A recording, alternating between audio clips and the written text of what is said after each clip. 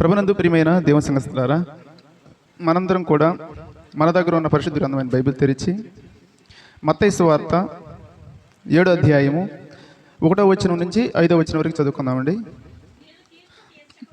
మీరు తీర్పు తీర్చకుడి, అప్పుడు మిమ్మల్ని గురించి తీర్పు తీర్చబడదు. మీరు తీర్పు తీర్చు చొప్పుననే మిమ్మల్ని గురించి తీర్పు తీర్చబడును. మీరు కొలుచు కొలత చొప్పుననే మీకును కొలుతును. నీ కంటిలోనున్న దూలమునెంచగా నీ సహోదరుని కంటిలోనున్న నలుచును చూచుటేలా నీ కంటిలో దూలముండగా నీవు నీ సహోదరుని చూచి నీ కంటిలో ఉన్న నలుసును తీసివేయమని చెప్పనేలా వేషధారి, మొదట నీ కంటిలో ఉన్న దూలమును తీసివేసుకునుము, అప్పుడు నీ సహోదరుని కంటిలోనున్న నలుసును తీసివేయటకు నీకు తేటగా కనపడు. కాబట్టి ప్రభునందు ప్రియమైన దేవుని సంగతులారా, ఇది యేసుక్రీస్తు ప్రభువారు చెప్పిన ఉపమానం. కాబట్టి మనందరం కూడా ఈ మధ్యాహ్నం వేళ ధ్యానించుకునే అంశం ఏమిటి అంటే పిల్లరా, దూలము నలుసుని గుర్చిన ఉపమానం.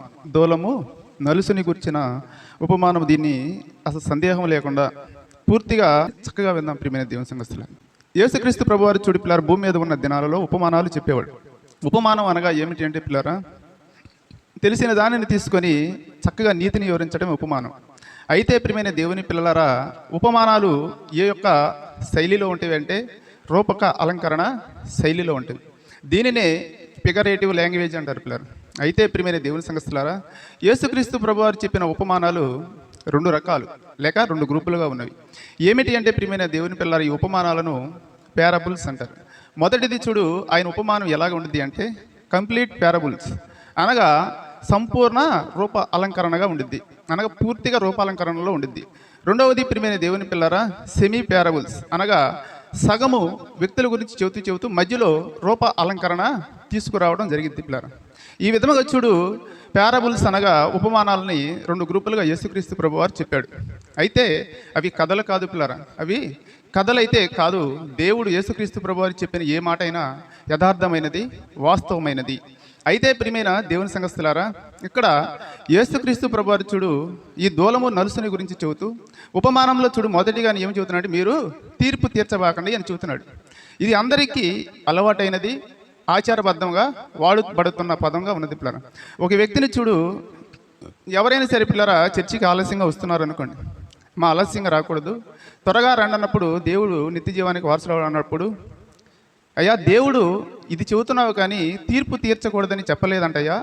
చూడు ఎలాగ మారిపోయింది అంటే, తీర్పు తీర్చకూడదు అనగా ఒక వ్యక్తినికి ఏదైనా సరే సరిదిద్దుకోమని చెప్పడమే తీర్పు పిల్లరా. తర్వాత చూడు ప్రియమైన దేవుని సంగతులారా, ఎవరైనా సరే వాక్యాన్ని అపార్థంగా వివరిస్తున్నప్పుడు ఇది సరి అనేది కాదు అంటే మొదటిగా వారు చెప్పే మాట ఏమిటంటే పిల్లరా, నువ్వు నాకు చెబుతున్నావు కానీ దేవుని వాక్యం నువ్వు గుర్తెరగలేదా? దేవుడు ఏమి చెప్పాడు? తీర్పు తీర్చకూడదు అని చెప్పాడు కదా అని ఈ 7వ అధ్యాయంలో 1వ వచనం అందరికీ అలవాటుగా మారిపోయినది. అనగా మనకు ఎవరికి తీర్పు తీర్చకూడదు అని చక్కగా మనుషులందరూ దీన్ని అలవాటుగా చేసుకొని, మనుషులైన వారు అనగా క్రైస్తవులైన వారు ప్రాముఖ్యంగా అలవాటుగా చేసుకొని తన తప్పుల్ని తాను ఎవరైనా సరిదిద్దాలి అని ప్రయత్నం చేస్తూ ఉన్నప్పుడు, లేకపోతే తన తప్పుల్ని సరిదిద్దాలి అని ఒక సలహాలు ఇస్తున్నప్పుడు ఎదురైన వారు లేకపోతే వింటూ ఉన్నవారు చెప్పే సలహా ఏమిటి అంటే ప్రియమైన దేవుని సంగతులారా, దేవుడు తీర్పు తీర్చకూడదని చెప్పాడు కదయ్యా, నువ్వేంది ఈ సలహా ఏమిటి, ఈ యొక్క పద్ధతి ఏమిటి, నువ్వు చెప్పే విధానం ఏమిటి అని ఒక మనసులో ఆలోచన పెట్టినది అపవాదే పిల్లరా. అయితే ఈ మొదటి వచనంలో చూడు ఏమి చెప్పాడు పిల్లరా, మీరు తీర్పు తీర్చుకోండి అని చెప్పాడు. ఇదే చూడు పిల్లరా, కొరింథీకి రాసిన మొదటి పత్రిక పౌలు గారు 6వ అధ్యాయం 2వ వచనం 3వ వచనంలో చక్కగా చదువుకోగలిగినట్లయితే, కొరింథీలకు రాసిన మొదటి పత్రిక, పరిశుద్ధులు లోకమునకు తీర్పు తీర్చిద్దరని మీరెరుగరా? మీ వలన లోకమునకు తీర్పు జరగవలసి ఉండగా మిక్కిలి అల్పమైన సంగతులను గురించి తీర్పు తీర్చుటకు మీకు యోగ్యత లేదా? మనము దేవదూతలకు తీర్పు తీర్చుదామని ఎరుగురుగా ఈ జీవన సంబంధమైన సంగతులను గురించి మరీ ముఖ్యంగా తీర్పు తీర్చవచ్చును కదా. చూడు ఇక్కడ పౌలు గారి కొరింథీకి మొదటి పత్రికను రాస్తే ఏం చెబుతున్నాడండి, మీరు తీర్పు తీర్చవచ్చు అని చెబుతున్నాడు.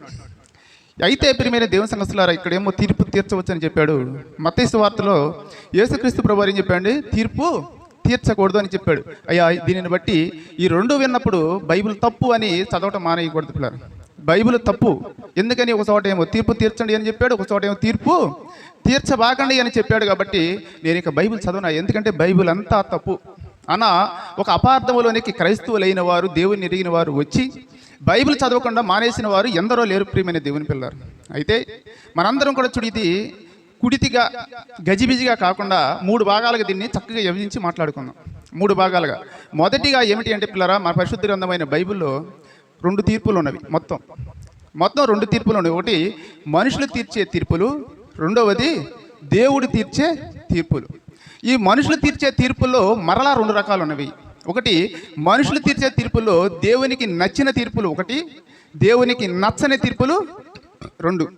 అయితే ప్రియమైన దేవుని సంఘస్థులారా, మొదటి భాగం ఏమిటి అంటే దేవునికి నచ్చని తీర్పులు, రెండవ భాగము దేవునికి నచ్చిన తీర్పులు, మూడవ భాగం ఏమిటి అంటే పిల్లరా, ఎవరైనా సరే వాక్యం చెప్పినప్పుడు ప్రియమైన దేవుని సంఘస్థులారా, అక్కడ ఏదైనా సరిగా చెప్పకపోతే ఇది అసత్యం, అబద్ధ, దుర్బోధ అని చెప్పినప్పుడు ప్రియమైన దేవుని సంఘస్థులారా, దేవుడు ఏమి చెప్పాడయ్యా?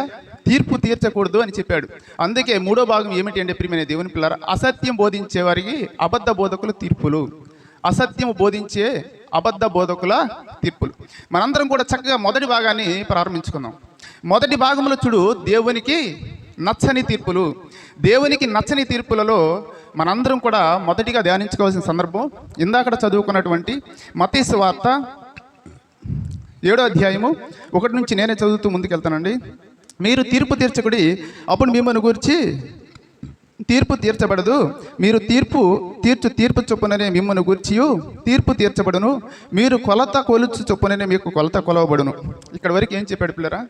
మీరు తీర్పు తీర్చబాకండి, తీర్పు తీర్చితే దాని చొప్పునే మీరు తీర్పు తీర్చబడిద్ది అని చెప్పాడు. కాబట్టి ఆ మొదటి వచనంలోనే సరిగా చదవటం రాక ఆ వచనం వరకే చదివి వాక్యం అపార్థం అయిపోయినది పిల్లరా.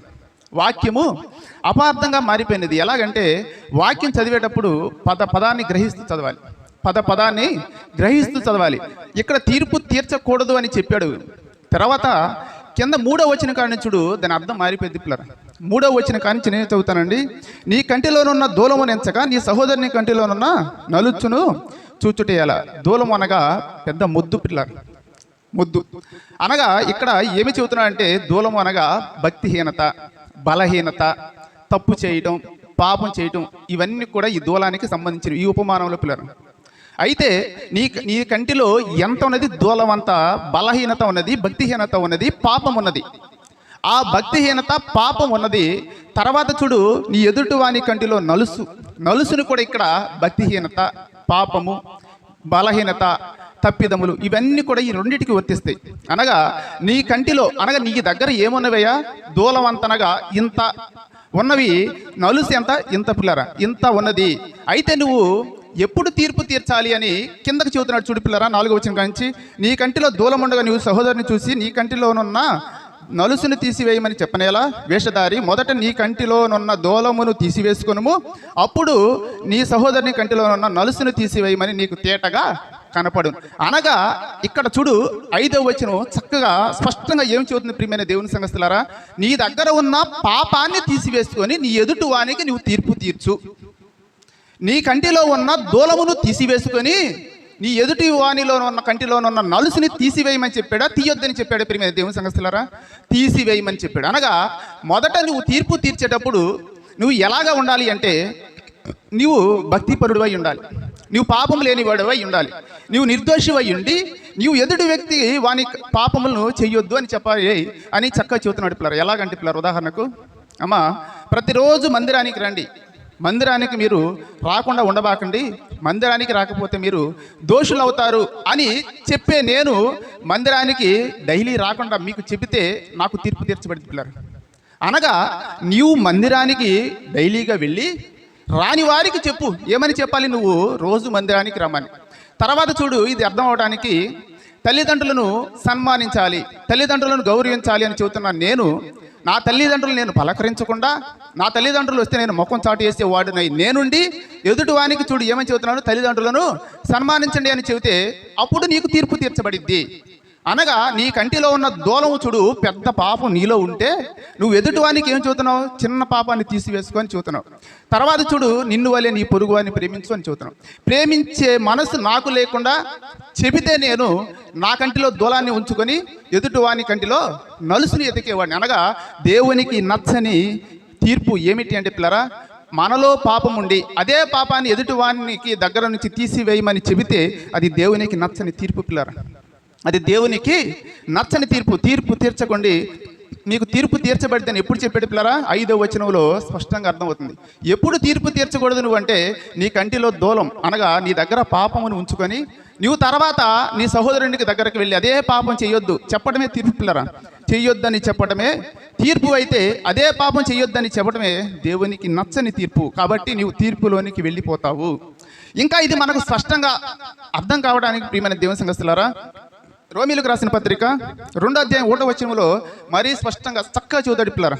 రోమీలకు రాసిన పత్రిక పౌలు గారు 2వ అధ్యాయము 1వ వచనంలో, కాబట్టి తీర్పు తీర్చు మనుషుడా, నువ్వు ఎవడివైనను సరే నిరుత్రుడివై ఉన్నావు, లేని విషయములో ఎదుటివానికి తీర్పు చూచుచున్నావో దాని విషయములో నీవే నేరస్తుడు అని తీర్పు తీర్చుకొనుచున్నావు.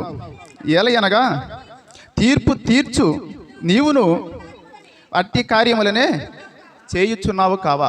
అంటే ఏ విషయాన్నైతే నేను చేయొద్దని ఎదుటి వ్యక్తికి చెప్పి తీర్పు తీరుస్తున్నానో ప్రియమైన దేవుని సంఘస్థులారా, అదే కార్యాలను నేను చేస్తే నువ్వు అలాంటి తీర్పు చేయొద్దయ్యా. అప్పుడు నువ్వు తీర్పు తీర్చవద్దు, ఎందుకంటే నువ్వు మరీ శిక్షకు పాత్రుడు అవుతావు.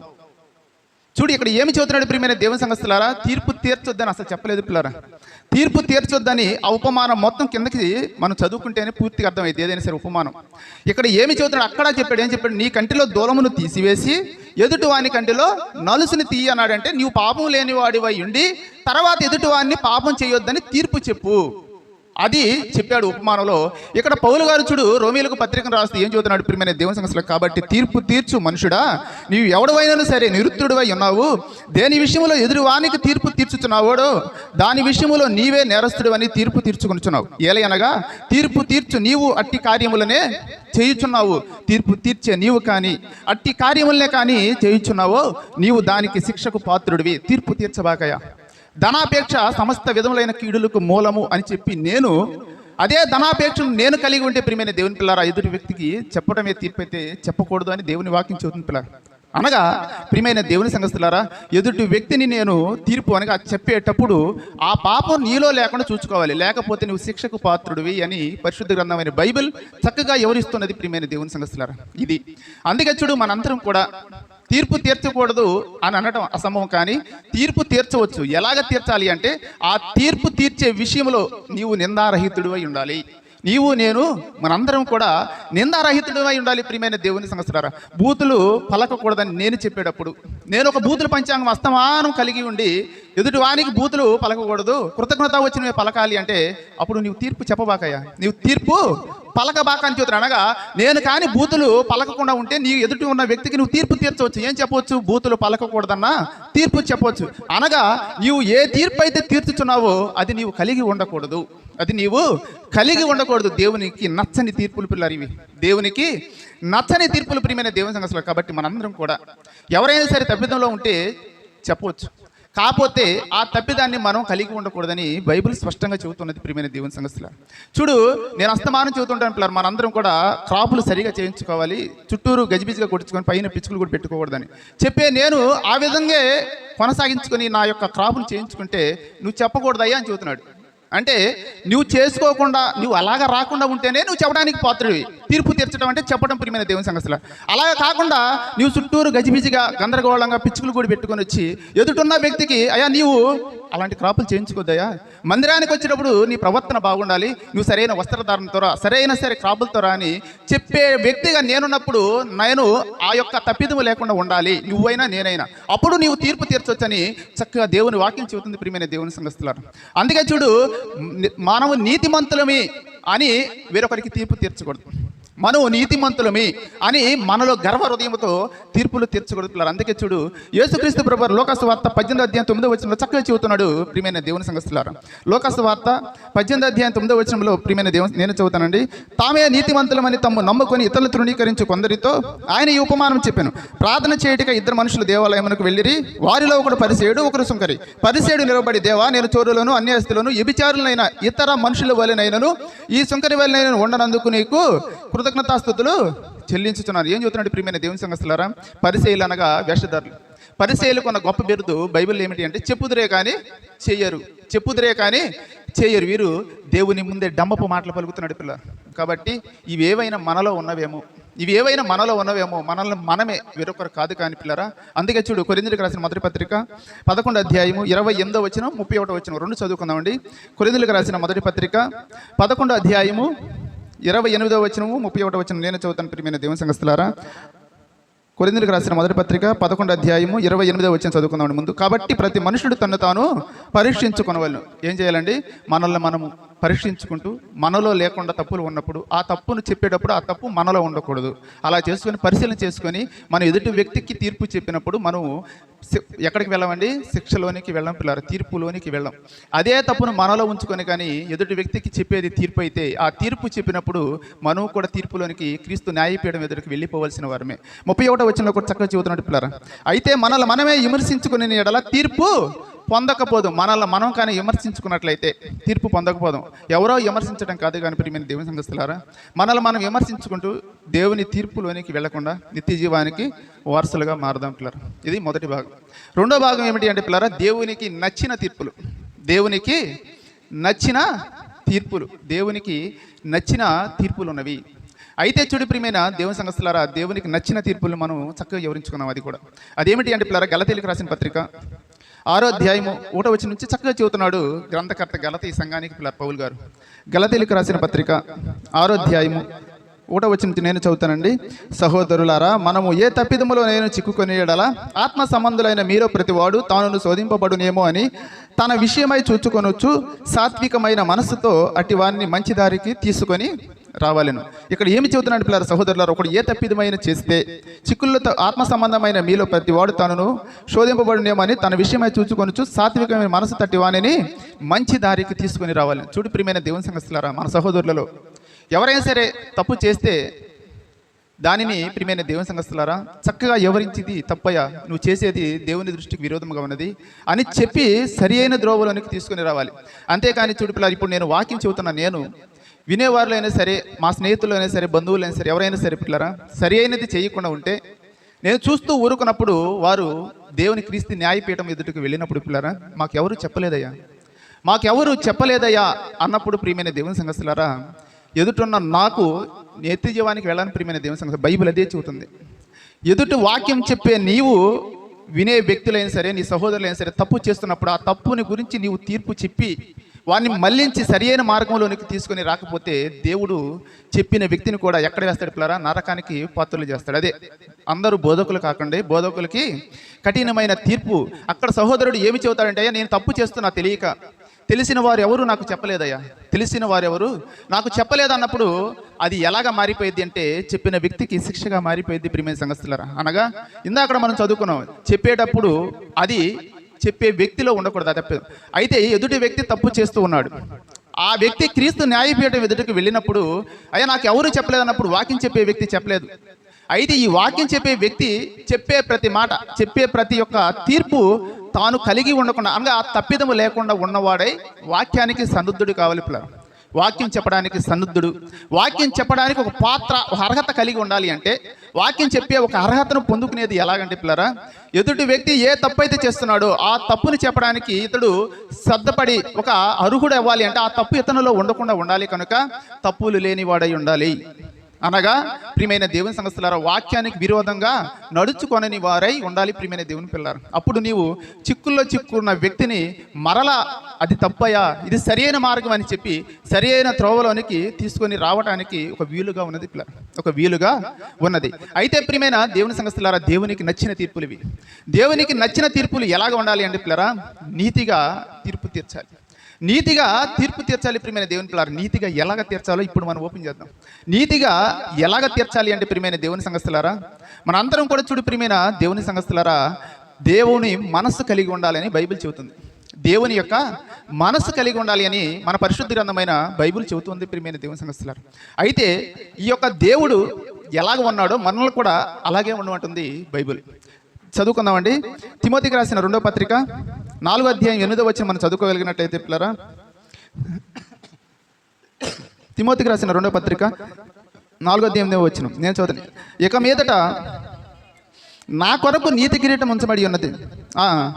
ఆ దినమందు నీతి గల న్యాయాధిపతి అయినా, ఇక్కడ ఎలా ఉన్నాడండి? నీతి గల న్యాయాధిపతి. న్యాయాధిపతిని జడ్జి అంటారు ప్రియమైన దేవుని పిల్లరా. జడ్జి, తీర్పు తీర్చే వ్యక్తిని జడ్జి అనగా మన దేవుడు ఎలాగ ఉన్నాడు ప్రియమైన దేవుని పిల్లరా? నీతి గల న్యాయాధిపతి అయి ఉన్నాడు కనుక మనము కూడా తీర్పు తీర్చేటప్పుడు లేకపోతే ఎవరికైనా చెప్పేటప్పుడు పిల్లరా నీతి కలిగిన వారమై ఉండాలి. నీతి కలిగిన వారమై ఉండాలి. ఆ నీతి కలిగిన వారమై ఉండటానికి బైబిల్లో కొన్ని లక్షణాలు ఇచ్చాడు పిల్లరా. ఆ నీతి కలిగి తీర్పు తీర్చడానికి ప్రియమైన దేవుని సంఘస్థులారా బైబిల్లో కొన్ని లక్షణాలు ఇచ్చాడు. బైబిల్లో కొన్ని లక్షణాలు ఇచ్చాడు. ఎలాంటి లక్షణాలు ఇచ్చాడో మనం చదువుకోగలిగినట్లయితే ప్రియమైన దేవుని సంఘస్థులారా, లేవీలకు రాసిన లేవి గ్రంథము, లేవి కాండము 19వ అధ్యాయము 17వ వచనం, లేవి కాండం. మనందరం కూడా మన దగ్గర ఉన్న పరిశుద్ధ గ్రంథమైన బైబిల్ తెరిచి లేవియా కాండము, ప్రతి ఒక్కరు బైబిల్ తీయాలండి. లేవియా కాండము, పగ పట్టకూడదు. 15 నుంచి చదువుకుందామండి చక్కగా. 15 అన్యాయపు తీర్పు తీర్చకూడదు, భేదవాడని పక్షపాతం చేయకూడదు, గొప్పవాడని అభిమానం చూపకూడదు, న్యాయమును బట్టి నీ పొరుగువానికి తీర్పు తీర్చవాలని. ఇక్కడ 15వ వచనం ఏం చెబుతున్నాడు పిల్లలు? అన్యాయపు తీర్పు తీర్చకూడదు. నీవు నీతిగల, నీ దేవుడు నీతిగల న్యాయాధిపతి అయి ఉన్నాడు కనుక నీవు కూడా ఎలాగ తీర్చాలి? నీతిగా న్యాయం తీర్చాలి, కానీ అన్యాయముగా న్యాయమై తీర్పు తీర్చకూడదు. ఎలాగ అన్యాయపు తీర్పు అయిద్దో ఎలాగ నీతిగల తీర్పు అయ్యిద్ది అంటే పిల్లరా ఇక్కడ చెబుతున్నాడు, భేదవాడని పక్షపాతము చేయకూడదు. ఎలాగంటే ప్రియమైన దేవుని సంఘస్థులారా, ఒక ధనం ఉన్న వ్యక్తికి, ఒక ధనము లేని బీద వ్యక్తికి, ఇద్దరికి మధ్య ఒకే సమస్య వచ్చింది పిల్లరా. ఒకే సమస్య వచ్చినప్పుడు ధనం ఉన్న వ్యక్తి దగ్గరికి వెళ్ళి, అయ్యా నువ్వు ఎప్పుడైనా మందిరానికి రావచ్చు, నువ్వు ఏ పైనైనా చేయొచ్చయ్యా, నీ విగ్రహాలకు బలిచ్చిన వాడికి ఎక్కడికైనా ఆదివారం వెళ్ళి మరుసటి ఆదివారం రావచ్చయ్యా, ఎందుకంటే ధనం ఉన్న వ్యక్తి బాధపడతాడు కదా, అతని దగ్గర మనం మెప్పు పొందాలి కదని అతని దగ్గర ఏమో ఎలాగ చెబుతున్నావంటే, నువ్వు చేసింది మంచేనయ్యా, నువ్వు చేసినది మంచే, ఇది చేయొచ్చని అతని దగ్గరికి వెళ్ళి చెబుతున్నాం.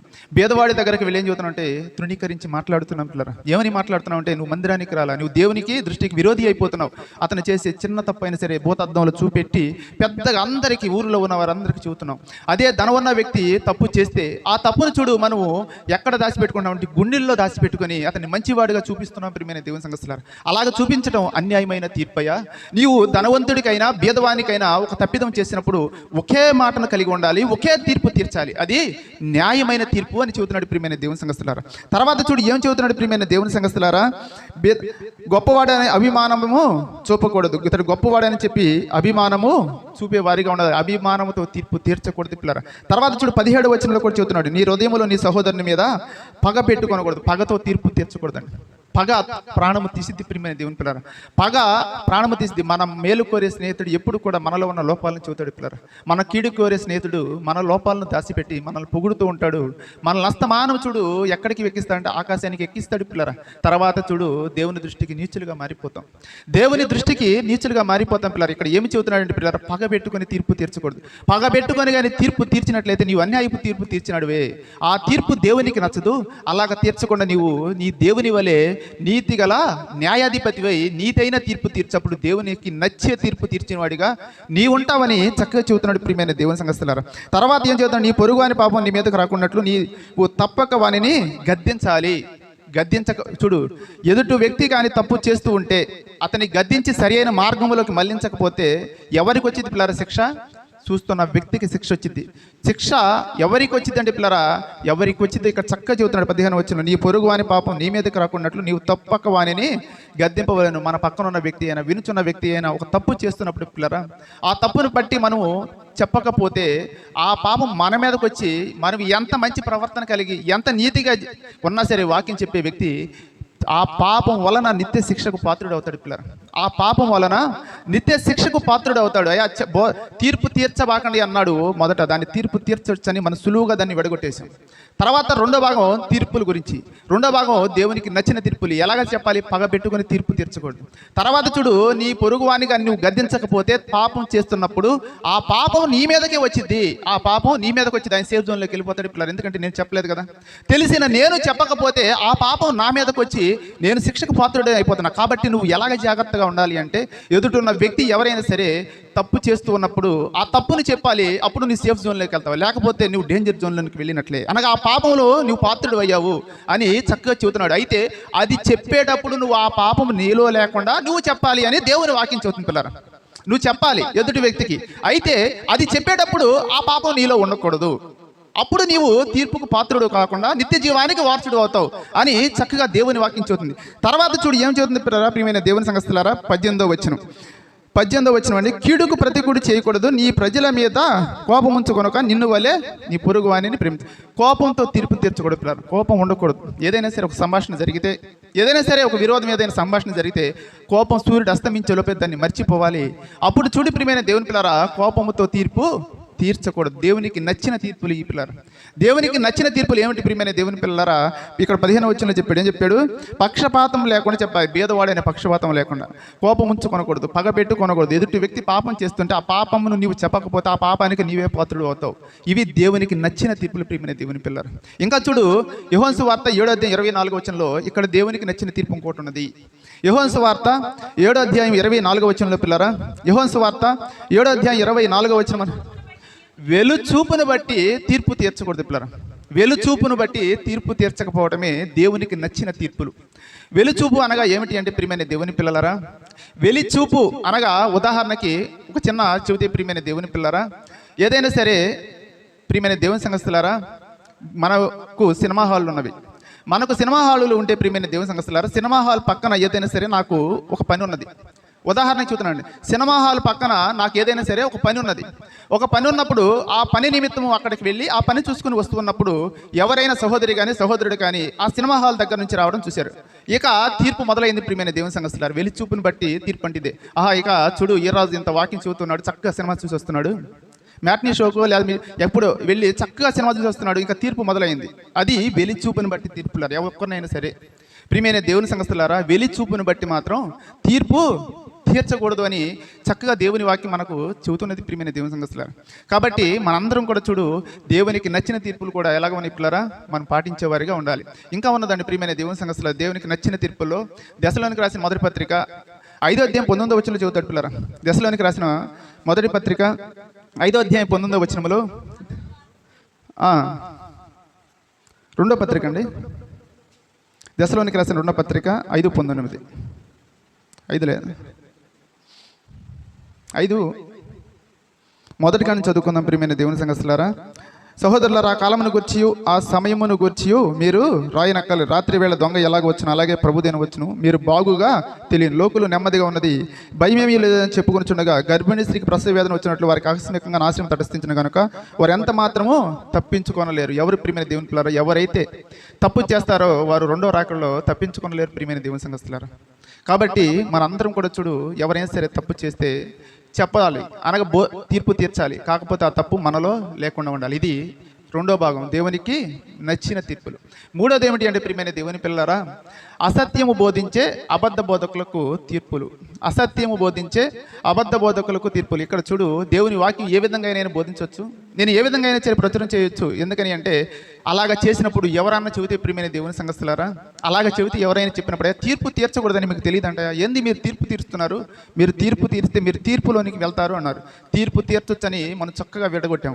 అయితే ప్రియమైన దేవుని సంగస్తులారా, ఎవరైనా సరే అబద్ధం బోధ, అసత్య బోధ చేస్తుంటే తీర్పు తీర్చొచ్చా, తీర్పు తీర్చకూడదా అని బైబిల్ చెబుతుందంటే తీర్పు తీర్చమని చక్కగా మన పరిశుద్ధ గ్రంథమైన బైబిల్ చెబుతుంది పిల్లరా.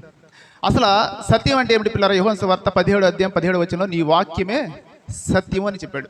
అనగా వాక్యాన్ని వక్రీకరించి, అనగా పిల్లరా ఇక్కడ ఉన్నది ఒకటైతే వేరొకటి వివరించడం, లేని వాటిని కల్పించి చెప్పడమే అసత్య బోధ, అసత్యమైన బోధ ప్రియమైన దేవుని పిల్లరా. అలాంటి వారికి ప్రియమైన దేవుని సంగస్తులారా, మనకు దేవుని వాక్యం చూడు ఏమని చెబుతూ ఉన్నది అంటే ప్రియమైన దేవుని సంగస్తులారా, తీతుకు రాసిన పత్రిక 2వ అధ్యాయము 15వ వచనం మనం చదువుకోగలిగినట్లయితే, తీతుకు రాసిన పత్రిక 2వ అధ్యాయము 15వ వచనములో తీతుకు రాసిన పత్రిక సంపూర్ణ అధికారముతో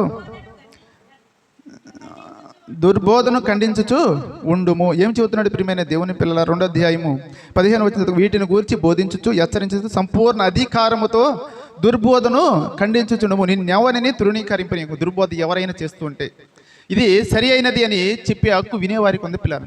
చెప్పే హక్కు వినే ప్రతి ఒక్కరికి కూడా ఏం చెబుతున్నాడు? దాన్ని ఖండించు, తీర్పు తీర్చేయా. నువ్వు తీర్పు దాని విషయం నువ్వు తీర్చకపోతే ఆ పాపం విషయమై నీవే పాత్రుడు అవుతావని చక్కగా చెబుతున్నది.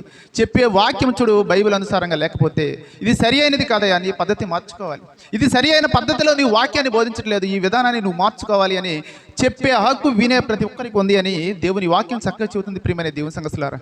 అందుకే చూడు, అబద్ధ బోధకులను బట్టి మీరు జాగ్రత్త పడండి అని మత్తయి సువార్త 7వ అధ్యాయం 15వ వచనం, మత్తయి సువార్త 7వ అధ్యాయం 15వ వచనంలో చక్కగా చెబుతున్నాడు ప్రియమైన దేవుని సంగతులారా. మత్తయి అబద్ధ ప్రవక్తలను గురించి జాగ్రత్త పడండి. అబద్ధ ప్రవక్తల గురించి ప్రతి ఒక్కరు జాగ్రత్త పడాలి. ఎప్పటికెప్పుడు వారు దుర్బోధ బోధిస్తూ ఉంటే నువ్వు చెప్పే వాక్యం సరి అయినది కాదు, మాకు పరిశుద్ధ గ్రంథమైన బైబిల్లో కనబడతలేదయ్యా, నువ్వు చెప్పేది అవాస్తవం కనుక చెప్పే విధానాన్ని మార్చు అని చెప్పే హక్కు ప్రతి ఒక్క వినే వారికి ఉంది ప్రియమైన దేవుని సంగతులారా. తర్వాత చూడు, మత్తయి సువార్త 24వ అధ్యాయం 4వ వచనం 5వ వచనం చదువుకుందామండి. మత్తయి సువార్త 24వ అధ్యాయం 4వ వచనం 5వ వచనం, యేసు వారితో ఇట్లా, ఎవడును మిమ్మల్ని మోసపరచకుండా చూచుకొనడి, అనేకులు నా పేరట వచ్చి నేనే క్రీస్తునని చెప్పి పలువులను మోసపరిచెదరు. మోసపరిచే వాక్యాలు మనకు వినిపిస్తున్నప్పుడు మనం మోసపోకూడదు పిల్లలు. మనం మోసపోకుండా చెప్పే వ్యక్తి చెప్పిన తర్వాత తీర్పు తీర్చే స్థితిలోనికి మనం వెళ్ళాలి ప్రియమైన దేవుని సంగతులారా. తర్వాత చూడు, 24వ అధ్యాయం 24వ వచనంలో చెబుతున్నాడు.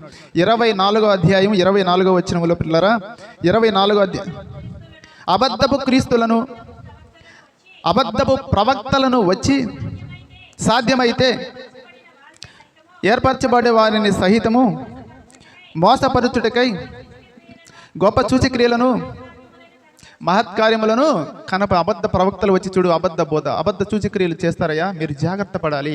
మనం అబద్ధ బోధ బహు ప్రమాదకరమైనది ప్రియమైన దేవుని పిల్లలు. అబద్ధమైన బోధ, అసత్యమైన బోధ, అబద్ధ బోధకులు చాలా ప్రమాదం. ఎలాగ ప్రమాదం అంటే పిల్లరా, మనల్ని నిత్య జీవానికి పంపించకుండా వేతనకరమైన స్థలానికి తీసుకుని వెళ్ళేది అబద్ధమైన బోధ ప్రియమైన దేవుని సంగతులారా. అందుకే చూడు, అపోస్తల కార్యం 17వ అధ్యాయం 11వ వచనంలో ఇక్కడ ఉన్న ప్రజలు ప్రియమైన దేవుని పిల్లరా చెబుతున్న వాక్యము అందులో ఉన్నదా లేదా, అనగా బైబిల్లో ఉన్నదా లేదని చక్కగా చూసుకున్నారు పిల్లరా. మనం కూడా మోసపోకుండా ఉండాలి. చెప్పిన వ్యక్తి వాస్తవంగా చెప్పాడా అవాస్తవంగా చెప్పాడా అనేది మనకు తెలియడానికి పిల్లరా కూర్చున్న మనందరం కూడా, ఎవరైనా సరే వినేవారైనా సరే, ఏ వచనానికి ఆ వచనము సేవకుడు చెబుతూ ఉన్నప్పుడు బైబిల్ స్పష్టంగా చూస్తూ ఉండాలి, పదాన్ని గమనిస్తూ ఉండాలి పిల్లరా. అపోస్తల కార్యములు 17వ అధ్యాయం 11వ వచనం చదువుకుందామండి. అపోస్తల కార్యములు 17వ అధ్యాయం 11వ వచనం పిల్లరా. అపోస్తల కార్యములు 17వ అధ్యాయం 11వ వచనం, ఆయన యెరూషలేము ప్రయాణమైపోవచ్చు. 17:11, మీరు తెస్సలోనికలో ఉన్న వారి కంటే గనులై ఉండిరి కనుక ఆసక్తితో వాక్యమును అంగీకరించి పౌలును శీలయు చెప్పిన సంగతులను అలాగున్నవో లేవో అని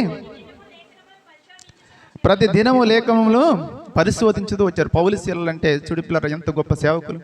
వారు చెప్పే మాటలే ఇక్కడ బెరయలో ఉన్న క్రైస్తవులు నమ్మకుండా బైబిల్లో ఉన్నవా లేవా, వీరు ఏమైనా దుర్బోధ చేస్తున్నారా, అబద్ధమైన బోధకులుగా ఉన్నారని పరిశీలన చేసి అలా ఉంటేనే నమ్మారు ప్రియమైన దేవుని సంగతులారా. మనం కూడా చూడు, మనం కూడా ప్రియమైన దేవుని సంగతులారా, ఒక వ్యక్తి వాక్యం చెబుతున్నాడంటే ఆ వాక్యమును బైబిల్లో ఉంటేనే నమ్మాలి, బైబిల్లో లేకపోతే మనం నమ్మకూడదు ప్రియమైన దేవుని పిల్లరా. ఇంకా చూడు, నువ్వు ఆ వ్యక్తికి తీర్పు తీర్చొచ్చు, ఖండించచ్చు. ఎలాగంటే తీర్పు తీర్చడం అంటే చెప్పడం పిల్లరయ్యా, నువ్వు చెప్పిన వాక్యం బైబిల్లో లేదయ్యా, నువ్వు చెప్పినది అవాస్తవమైనది అని చెప్పి ఆయన ఎక్కడ తప్పు జరిగిందన్నప్పుడు ఆ తప్పుని వివరించే స్థితిలోనికి. అందుకే చూడు, మీరందరూ కూడా వాక్య విషయంలో అనుభవ జ్ఞానము కలవారై ఉండాలి అని చక్కగా వాక్యం చెబుతుంది ప్రియమైన దేవుని సంగతులారా. ఇక్కడ మనకు అర్థమైపోయినది, యేసుక్రీస్తు ప్రభువారు అయితే ప్రియమైన దేవుని సంగతులారా తాను ఎంతో సువార్తను తండ్రి దగ్గర నుంచి తీసుకుని వచ్చి ప్రతి ఒక్కరికి వినిపించి తండ్రి మనసును బయలుపరిచి 12 మందిని తయారు చేశాడు పిల్లరా. 12 మందిని తయారు చేసి 12 మందితో ఏమి చెప్పాడంటే పిల్లరా, సర్వ సృష్టికి వెళ్ళి సువార్తను ప్రకటించండి అన్నాడు. వారందరూ చూడు సర్వ సృష్టికి వెళ్ళి సువార్తను ప్రకటించి ఒక్క ప్రసంగముతో పేతురు గారు 3000 మందిని మారు మనసు కలిగే విధంగా తయారు చేసాడు, మార్చగలిగాడు పిల్లరా. మనం కూడా చూడు ప్రియమైన దేవుని సంగస్తులారా, దుర్బోధకులుగా అంటే అసత్యం కాకుండా దేవుని వాక్యాన్ని ఉన్నది ఉన్నట్టుగా బోధించి అనేకులు దేవుని యొద్దకు నడిపించే వారిగా సిద్ధపడదాం ప్రియమైన దేవుని సంగస్తులారా. కాబట్టి చూడు, ఈ యొక్క దూలము నలుసుని గురించిన ఉపమానం మనకు దేన్ని నేర్పింది ప్రియమైన దేవుని సంగస్తులారా? మీరు తీర్పు తీర్చబాకండి అని అంటూ ఉన్న సమాజంలో ఏమి చేసుకుని వచ్చింది పిల్లరా? మీరు తీర్పు తీర్చొచ్చు. ఎలాగ చెప్పాడు? కిందకు వచ్చే కొంత చక్కగా వివరించాడు. నీ కంటిలో ఉన్న దూలమును తీసి తర్వాత నీ యొక్క ఎదుటి వాని యొక్క కంటిలో నలుసుని తీయమన్నాడా, తీయొద్దన్నాడు పిల్లరా? తీయమన్నాడు. అంటే నీవు పాపము లేనివాడుగా, ఆ తప్పు లేనివాడుగా ఉండి నీవు ఎలాగా తప్పు చేయొద్దని చెప్పు. నీవు మద్యం తాగుతూ ఎదుటి వ్యక్తికి మద్యం తాగవాకని చెబితే అది నీవు తీర్పుకు వెళ్తావు. నీవు ఎదుటి వ్యక్తి మద్యం తాగొద్దని చెప్పేటప్పుడు నీవు మద్యం తాగని వాడివై ఉండాలి. అప్పుడు నీవు ఎలాగ ఉంటావంటే తప్పు నలుసుని తీయడానికి అర్హుడుగా ఉన్నావు. నలుసు అనగా ఏమిటి పిల్లరా? బలహీనత, భక్తిహీనత, పాపము, తప్పిదములు, అతిక్రమములు. దూలం అన్నా కూడా ఇవే ప్రియమైన దేవుని సంగస్తులారు. కాబట్టి మనం ఎదుటి వ్యక్తికి తీర్పు తీర్చవచ్చు, కాకపోతే తీర్పు తీర్చేటప్పుడు ఆ తప్పు మనవలో లేకుండా చూసుకునే వారిగా సిద్ధపడదాం పిల్లరా. ఈ కొద్ది మాటలు దేవుడు దీవించిన గాక.